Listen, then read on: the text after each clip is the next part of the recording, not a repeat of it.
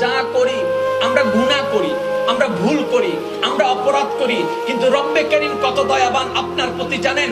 আপনি আপনার চারপাশে সামনে চোখের দেখা অনেকের ভালোবাসা বুঝতে চেষ্টা করেছেন, অনেকের মায়া বুঝতে চেষ্টা করেছেন, কিংবা অনেকের মায়া বুঝে আপনি চোখের পানি ফেলেছেন। অনেকের জন্য আপনার অন্তর ঘেমেছে তার কথা দেখে, তার ব্যবহার দেখে, তার করা দেখে, তার ভালোবাসা দেখে। কিন্তু আফসোস আমাদের জন্য, ওই রবের ভালোবাসা এখনো বুঝতে পারলাম না, যে রব মায়ের পেটের মধ্যে তিলে তিলে আমাদেরকে বড় করেছেন। সুবহানাল্লাহ, তিলে তিলে বড় করেছেন। ওই রবের ভালোবাসা বোঝার চেষ্টা করি নাই, আমরা একটাবার বোঝার চেষ্টা করি নাই যে রব মায়ের পেটের মধ্যে আবদ্ধকৃত ঘরের মধ্যে পানির মধ্যে বাসন্ত অবস্থায় আমাদের নিঃশ্বাসের ব্যবস্থা করে দিয়েছেন, আমাদের রক্তের ব্যবস্থা করে দিয়েছেন, আমাদেরকে দেখার চোখের ব্যবস্থা করে দিয়েছেন, শোনার জন্য কানের ব্যবস্থা করে দিয়েছেন, ধরার জন্য হাতের ব্যবস্থা করে দিয়েছেন, তিলে তিলে গঠন করেছেন যে রব আমাদের দেহ।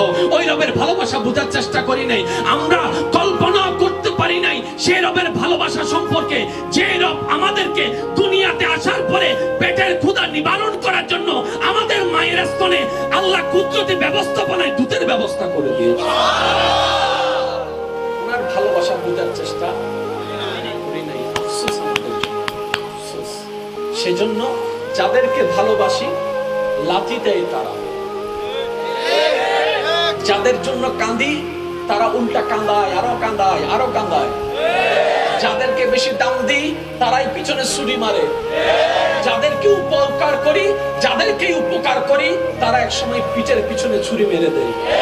কিন্তু রবের দিকে তাকান, আপনি নামাজ পড়েন নাই, আপনি ঘুম থেকে ওঠার আগে আপনার ঘরে রিজিকের ব্যবস্থা করে দিয়েছেন।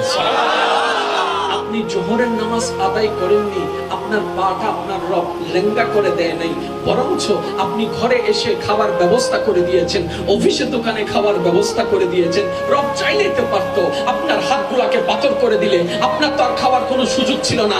আপনাকে যদি স্বাদ ঠিক থাকতো, জিহ্বার স্বাদ যদি তুলে নিয়ে তো, তাহলে আপনার খাবার সে স্বাদ পেতেন না। এবার দেখেন আপনি হাজার আপনি আমি অন্যায় করার পরও রবের রহমত বন্ধ হয় না। ও রব এত দয়া করো কেন? রব্বে করিম বলে, আমি আসমানকে বানিয়েছি আদেশ দিয়ে, জমিনকে বানিয়েছি আদেশ দিয়ে, আরশকে বানিয়েছি আদেশ দিয়ে, লৌহকে বানিয়েছি আদেশ দিয়ে, কলমকে বানিয়েছি আদেশ দিয়ে, সিদরাতুল মুনতাহাকে বানিয়েছি আদেশ দিয়ে, জান্নাতকে বানিয়েছি আদেশ দিয়ে। সুবহানাল্লাহ, সুবহানাল্লাহ, সুবহানাল্লাহ।